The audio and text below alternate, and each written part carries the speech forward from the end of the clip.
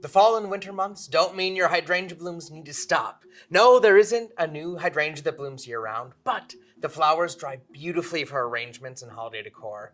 I'm Ryan from Endless Summer Hydrangeas and First Edition's Shrubs and Trees. Welcome to Garden Gab.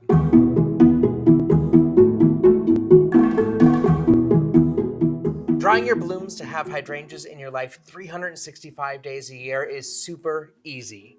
Today we're going to talk about bigleaf or mophead blooms like Endless Summer and panicle hydrangeas like berry white, vanilla strawberry, or strawberry sundae hydrangeas because they're all blooming in fall, which is when they're perfectly ready to dry. For all of these blooms, make sure that they're in full flower and starting to age on the stem before you cut them.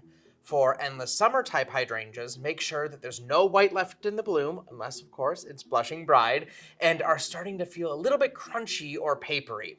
For panicle hydrangeas, they should be colorful. If the blooms are immature and not that far along, they might lose some of their color or the petals might start to fold and not give you that beautiful dry display. Okay, so you've got these gorgeous mature blooms. Give them a cut from the landscape with as long of stems that makes sense for your arrangement. Now yes, this could possibly remove a bud for next year in endless summer hydrangeas, but if you're only taking a few blooms now, it is totally worth it and you'll still get that rebloom next year.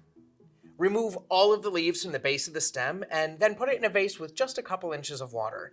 This will keep the flower head alive before slowly starting to dry as the water evaporates. Now doing it this way is going to keep those petals flat and colorful. It can take a few weeks to dry, and if you're going to use them in a decoration like a hydrangea wreath, you might want to give it 6 to 8 weeks to be fully dry. But that's it. Snip, soak, and then sachet away. And these dried blooms will last you for years. Now get out there and try it yourself. Then send us some photos so we can share your projects. Thank you so much for watching, and we'll see you next time on Garden Gab.